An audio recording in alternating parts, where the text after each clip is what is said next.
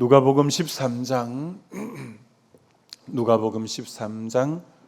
14절부터 17절까지 누가복음 13장 14절로 17절까지 교독합니다. 회당장이 예수께서 안식일에 병 고치는 것을 분내어 무리에게 이르되 일할 날이 엿새가 있으니 그동안에 와서 고침을 받을 것이요 안식일에는 하지 말 것이니라 하거늘.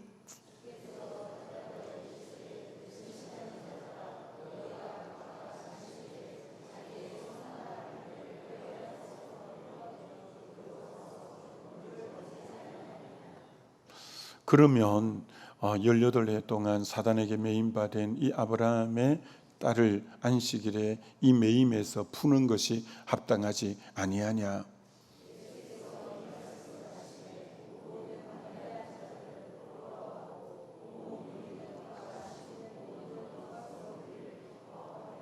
아멘. 외식하는 자들아, 두 번째 시간입니다. 회당에서는 토라, 율법이 주로 가르쳐졌습니다. 이 회당장이 누구를 말씀 전하는 자로 세우고 예배의 이 모든 진행을 이제 도맡아서 했던 분이 회당장입니다. 그렇기 때문에 회당에서는 율법이 많이 가르쳐졌기 때문에 율법에는 굉장히 익숙한 사람이 이 회당장이죠.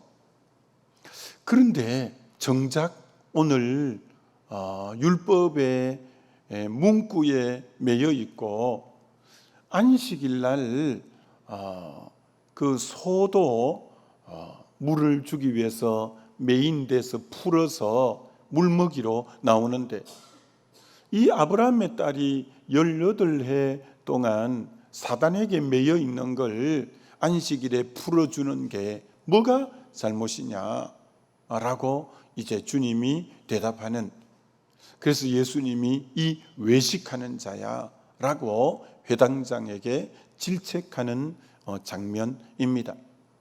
회당장은 굉장히 말씀을 많이 알고 뭔가 말씀대로 사는 것 같았는데 실제로 그 이면 내면을 볼 때는 전혀 주님과 엇박자이고 진짜 말씀의 그 본질은 놓치고 껍데기적인 규율적인 신앙은 엄격하게 잘 길들여져 있는 것 같으나 내면의 실질적인 신앙의 생명력은 가지고 있지 않는, 그래서 실제로 겉과 속이 다르기 때문에 우리 주님께서 이 외식하는 자야라고 말을 했다는 것이죠. 그렇기 때문에 여러분, 이 외식은 예수님이 이 땅에 3년 공생애를 사실 때 제일 많이 질책하고 주님이 책망한 사람이 외식하는 서기관과 바리새인들이라는 거죠. 오늘도 우리 신앙에도 주님이 가장 많이 책망하는 영역은 외식이라는 겁니다. 외식은 원래 의미는 배우라는 그런 의미입니다. 배우가 자기 맡은 역할에 따라서 정말 연극 무대나 영화나 드라마에는 그 역할을 맡아서 임금의 역할을 하고 무슨 역할을 하고 하지만 실제로는 그런 사람이 아니죠. 그만 역을 그렇게 맡아서 그렇게 하는 것처럼 실제와 겉으로 드러낸 그런 모습이 전혀 다른 걸 외식이다 이렇게 말하는 거죠. 사실 우리 신앙생활이 한편으로 보면 하나님의 말씀은 이제 우리가 신앙의 연륜이 오래되다 보니까 많이 듣고 많이 알게 되고, 그런데 실제로 그 말씀을 실제적 삶에서 살아내는 것이 부족한 경우가 굉장히 많아요. 그러면 머리로 아는 신앙과 손발로 움직이는 신앙의 괴리가 너무 클 수가 있어요. 그러면 본의 아니게 외식하는 자가 되기가 쉬워요. 본의 아니게 이중인격자가 되기 쉬워요. 본의 아니게 형식주의자가 되기 쉬워요. 그래서 우리가 사실은 몸부림치는 것은 아는 것과 실제로 삶의 괴리를 줄이기 위해서 몸부림치는 그런 우리들이라 이렇게 말할 수 있는 거죠. 그래서 저와 여러분은 정말 머리로 아는 신앙과 실제로 삶을 살아내는 것하고 어떻게 하든지 괴리를 줄여야 진정한 그리스도인이 되지. 여기 신경을 안 쓰면 정말 이 괴리가 너무 커서 완전히 겉과 속이 다른 사람이 되기가 쉬운 거예요. 그래서 우리는 나의 참모습은 언제 참모습을 보기가 쉽냐면 혼자 있을 때 그 사람의 참모습이 드러나기가 쉽죠. 왜냐하면 사람들 앞에서 서면 체면이 있고 인격이 있기 때문에 사람들 앞에서는 그럴싸하게 이제 자기를 때로는 가면을 쓰고 때로는 포장을 하고 서야 될 때가 있는 거예요. 그러다 보니까 사람들 앞에 모습과 혼자 있을 때 모습이 괴리가 클 수도 있는 거예요. 그래서 우리는 어떻게 하든지 간에 이 간격을 좁혀가는 우리가 되어야 돼요. 주일날 저분의 모습하고 이제 일상으로 돌아간 월요일부터 토요일까지 일상에서 저 사람하고 이 괴리가 너무 클 때 외식이 될 수가 있는 거예요. 집에서 여러분 모습, 직장에서 여러분 모습과 교회에서 여러분 모습이 너무 괴리가 난다면 이게 이제 외식이 될 수가 있으니까 우리는 할 수만 있다면 이 부분을 줄여가는 지혜가 필요한 거죠.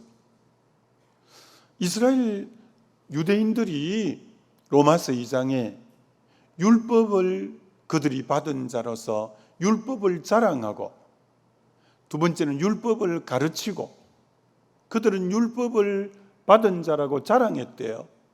두 번째는 율법을 가르쳤대요. 근데 결정적인 세 번째가 율법대로 살지 못했대요. 그러므로 하나님의 이름이 너희 때문에 모독을 받는도다. 이들이 율법을 자기들은 수여받았다고 그렇게 선민으로서의 자긍심을 자랑했고 또 율법을 사람들에게 가르쳤는데 정작 자기들의 삶은 이 율법을 살아내지 못하다 보니까 그들 때문에 하나님의 이름이 너희 때문에 도리어 모독을 받는도다 라고 한 거예요. 참 저와 여러분들이 그래서 우리는 자칫하면 정말 우리의 신앙이 외적인 부분에 기준을 맞추는 데는 애를 쓰고 실제로 내면적인 삶이 동반되는 데는 이제 덜 신경을 쓰는 경우들이 있는 거예요. 외적 조건을 갖추는 데는 애를 써도 내면적으로 그렇게 정말 변화를 추구하고 하는 부분이 멀어질 때 자기도 모르게 형식주의자, 외식주의자가 되기가 쉽다라고 할 수 있는 거예요. 그래서 우리 주님이 이렇게 질책하는 거죠. 표면적 유대인이 아니다. 이면적 유대인이어야 유대인이다. 표면적 할례 받은 게 할례가 아니라 할례는 마음의 할진이 그러니까 표면과 이면이 다르기가 쉽다는 거예요. 그것 때문에 하나님의 이름이 너희 때문에 도리어 모독을 받는다. 이 표면과 이면이 이 계리 때문에. 그래서 우리는 이 새벽에 나오신 이유도 끊임없이 오늘 하루의 삶을 표면과 이면의 이 이질됨이 없도록 더 내면을 가꾸고, 그것이 내가 가지고 있는 직분, 내가 가지고 있는 그런 그리스도인으로 손색이 없는 더 내면의 삶을 살아내기 위함이 우리의 정말 모습이 되어야 된다라는 거예요. 그래서 날마다 새롭게 은혜를 덧입어가는 이 작업이 필요하죠. 여러분, 누가복음 15장에 우리가 너무나 잘 아는 예수님의 비유 중에 두 아들에 관한 비유를 잘 알잖아요. 그 누가복음 15장의 세 번째 비유인 이 두 아들 비유에서 둘째 아들이 아버지에게 유산을 미리 받아 먼 나라로 가서 허랑방탕하게 다 탕진해버린 거예요. 나중에는 어디까지 가느냐면은 돼지 우리에 가서 돼지 우리를 치우는, 유대인은 돼지를 불결하게 정한 것이 아니기 때문에 아주 불결하게 생각해요. 이게 얼마나 지금 고난에 빠졌던지 불결이고 이런 것까지도 생각할 겨를이 없이 남의 집에 돼지 우리를 치는데, 너무 흙이 져서 돼지가 먹는 지언 열매를 좀 먹어볼까 했는데도 돼지가 나가라고 막 이래갖고 그것도 못 먹고, 너무 배도 고픈 거예요. 너무 극한 어려움을 이 둘째 아들이 당한 거예요. 타국에 나가서 돈 다 떨어지고 나니까 사람 다 떨어지고 그렇게 비참할 수가 없었던 거예요. 여러분, 극한 고난이 둘째 아들에게 왔어요. 여러분, 인생의 극한 고난은 죄를 자각하게 하는 굉장히 또 귀한 효과가 있습니다. 그때 너무너무 고난이 넘치니까 아버지 생각이 딱 나는 거예요. 내가 아버지께 죄를 범했구나.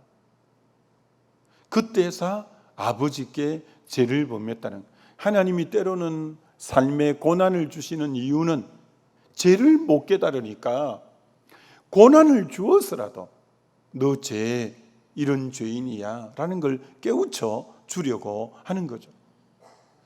그래서 난 아버지에게 아들이라 칭함 받기도 난 면목이 없다. 품꾼의 하나로 나를 받아 달라고 해야 되겠다. 그렇게 하면서 돌아오잖아요.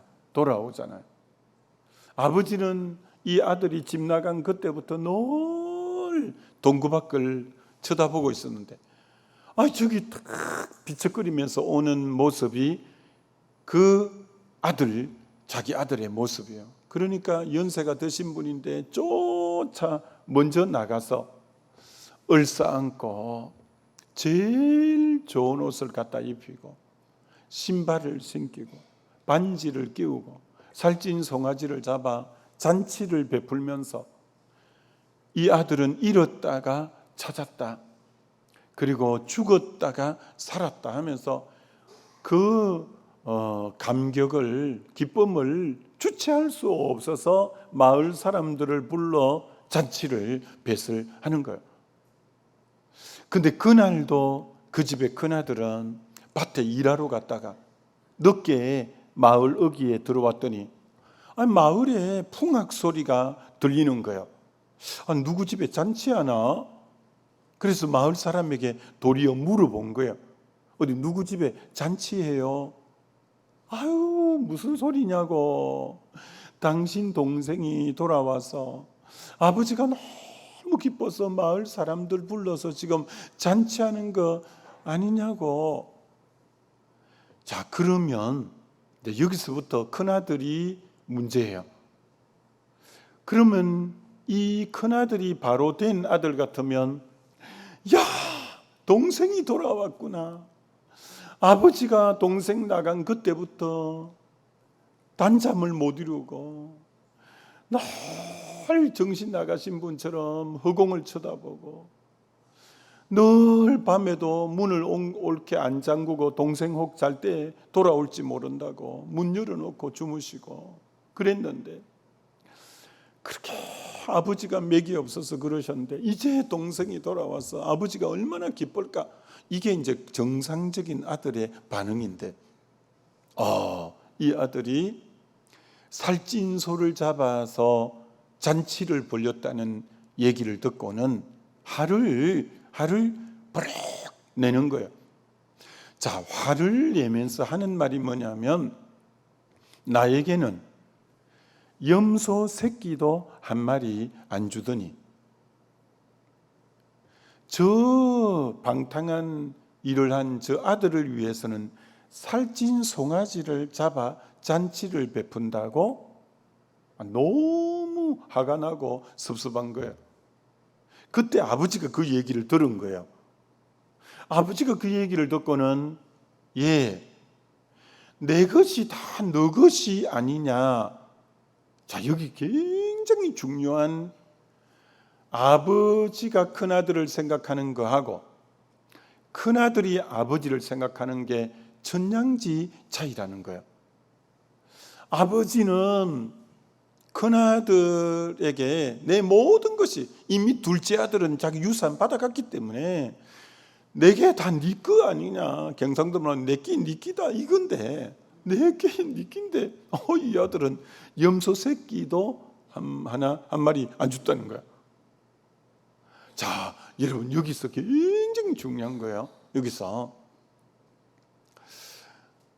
이 아들은, 아버지는 이를 아들처럼 생각하고 또 아들이고, 그래서 내 것이 너 것이다라고 하는데, 자기는 염소 새끼 한 마리도 받지 못했다는, 실제로 내면적으로 이 아들은 종과 같은 모습으로 묵묵히 일하고 일만 하고, 그리고 이 아들은 나는 염소 새끼도 한 마리 배려받지 못했어 라는 종의 자세를 갖고 있는 거예요. 그리고 아버지의 그 마음을 하나도 헤아리지 못하는 거예요.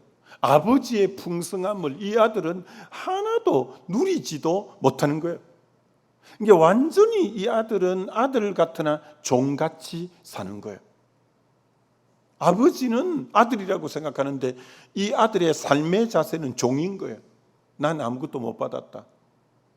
난 진짜 어떻게 이럴 수가 있냐는 게, 아버지를 모르는 거예요.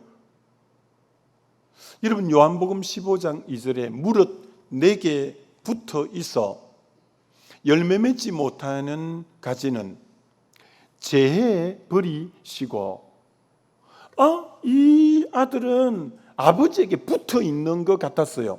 포도나무 가지가 포도나무에게 붙어 있는 것 같았는데 열매가 없대. 그럼 여러분, 왜 그렇죠? 붙어 있는데 열매가 없는 게 더 이상한 거예요. 겉으로 보면 딱 붙어 있어. 근데 속에 진액은 하나도 가지에게로 흘러 안 들어가다 보니까 열매가 없었어. 이 아들은 집 앞에 가출을 하지도 않았기 때문에 떨어져 본 적이 없어. 늘 붙어 있는 것 같았으나 실제로 아버지의 생명이, 아버지의 풍성함이, 아버지의 은혜가 아들에게 흘러가지 못한 종의 모습으로 산 거예요. 그러니까 이 아들은 아버지도 모르고 아버지의 풍성함도 모르고 자녀의 근세도 모르고 자녀의 특권도 모르고 고만 묵묵하게 일만 하는 그런 아들이었어요. 꼭 겉으로는 붙어 있는데 속에는 생명이 흘러가지 않아서 열매가 하나도 없는, 오늘 그리스도인들 중에서도 주일날 가출도 안 해. 교회도 잘 나와. 너무 충실한 것 같은데 주님의 내면적인 생명의 흐름이 그 사람이 없어. 뭐 보고 하냐? 열매가 없어. 그렇게 오래 교회 다니는데 열매가 없어. 겉으로는 모범적인 것 같고 세월이 지나다 보니까 직분도 중직으로 계속 받아가는데 실제적인 내면에 아버지를 잘 모르고 아버지의 풍성함이 자기 것도 아니고 열매가 없는 거예요. 생명력이 하나도 없는 거예요. 이런 게 외식이라는 거예요. 겉으로는 잘 믿는 것 같고 가출도 한 번도 안 하고 충성된 것 같은데 생명의 진액이 안 흘러가 있는 종교인으로만 있지 생명이 없는 거예요. 자, 그럼 큰 두 번째, 왜 그런가? 그럼 이 큰아들의 문제가 뭔가라는 거예요. 왜 큰아들에게 이런 현상이 생기는가? 잘 들으셔야 돼요. 큰아들은 신앙의 우선순위를 어디 두었냐면, 신앙은 두 가지인데 하나님과의 관계가 우선순위예요. 하나님의 관계, 하나님과 친밀한 관계가 신앙의 제1순위고, 친밀한 관계를 맺다 보면 아버지가 두 번째 나에게 주시는 사명, 미션, 사명이 있어요. 그 다음 아버지의 사역이에요. 근데 이 둘째는 아버지와의, 큰아들은 아버지와의 관계에는 관심이 없고 아버지 일에만 관심이 있는 거예요. 아버지 일에만.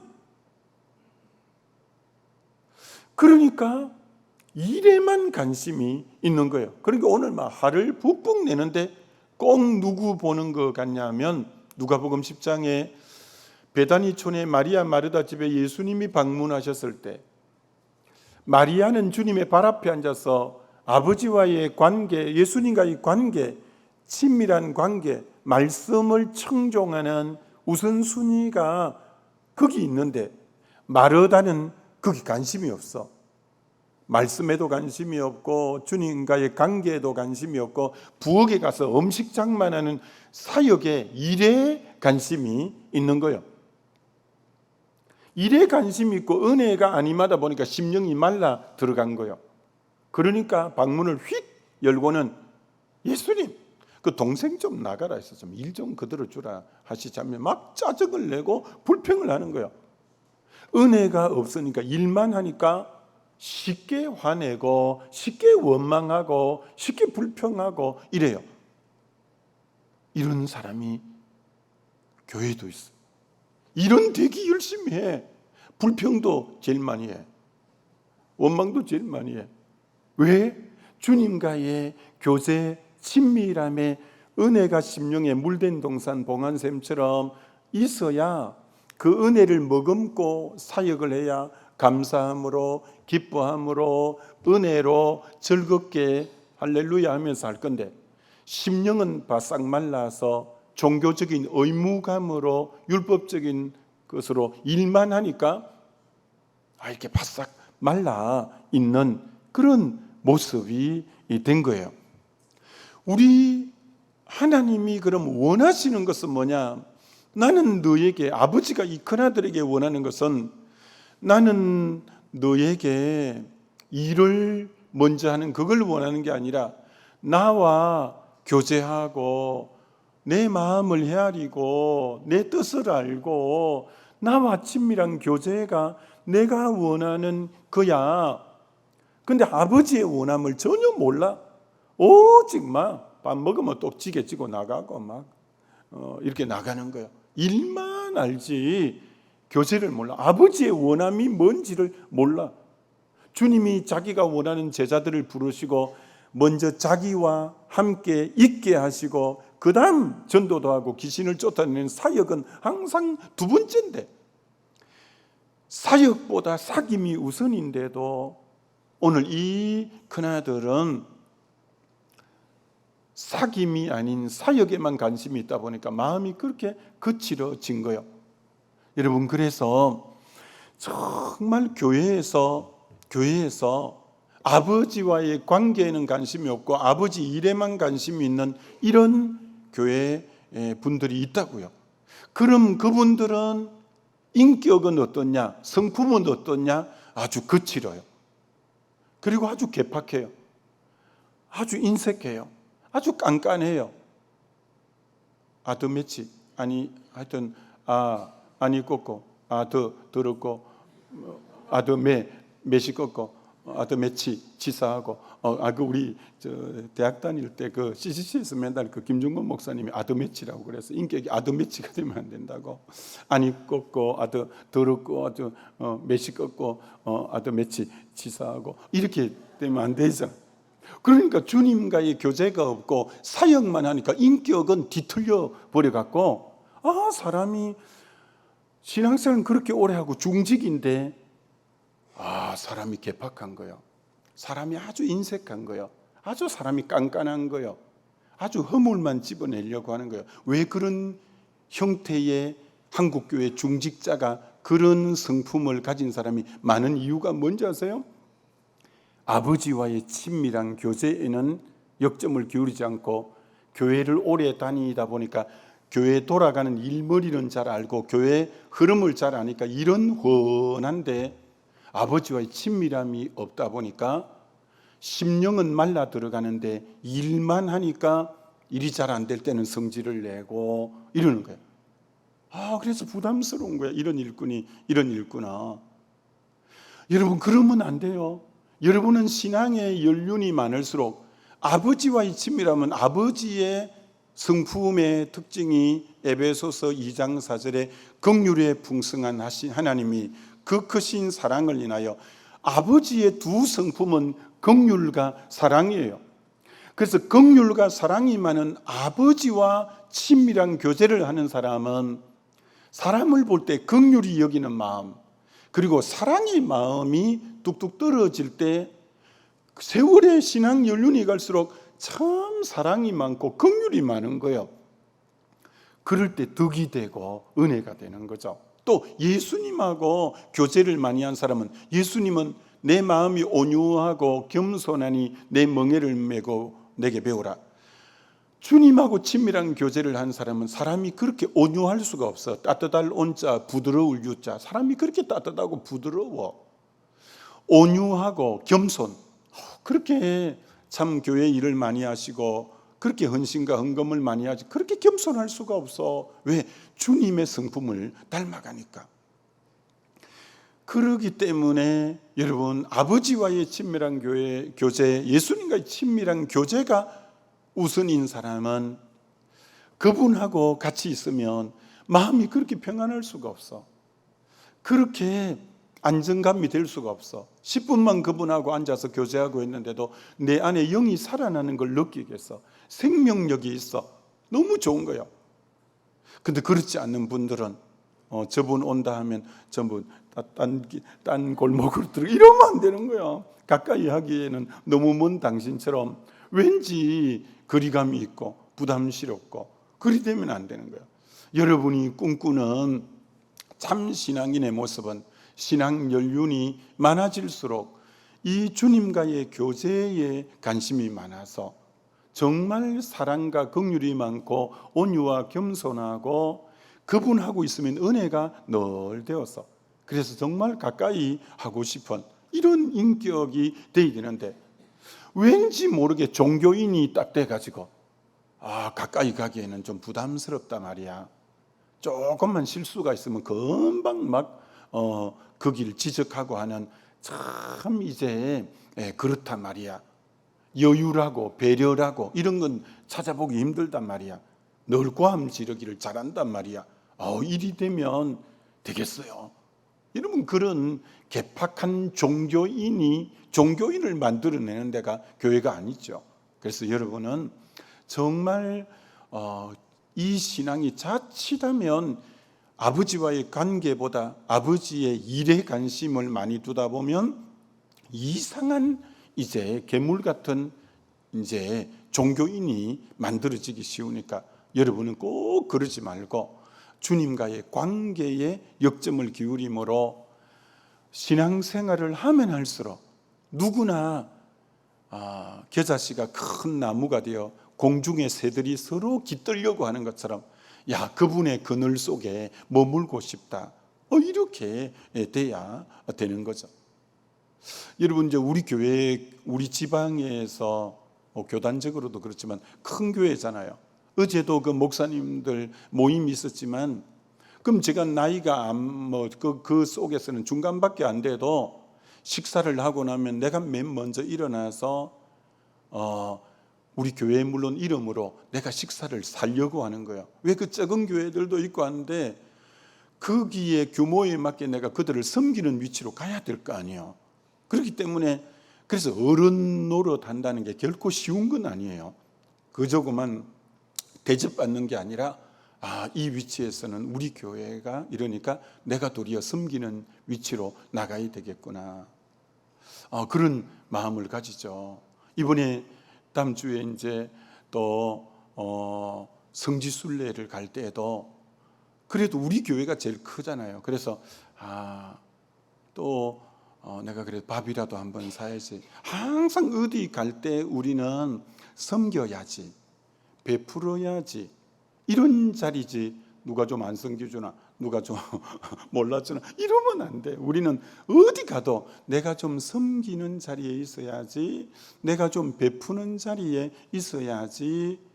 그래서 그들이 내 겨자씨가 큰 나무가 될 때 그 그늘에 깃들려고 싶은, 여러분이 가면 그 그늘에 깃들고 싶은 그런 사람이 돼야 여유 있는 배려하는 그런 인격이 되죠. 아무쪼록 우리가 자칫하면 종교인이 되기 쉽다는 거 잘 알고 우리는 언제나 이런 참 신앙 인격으로 살아가는 저와 여러분 되시기를 주님의 이름으로 축원합니다.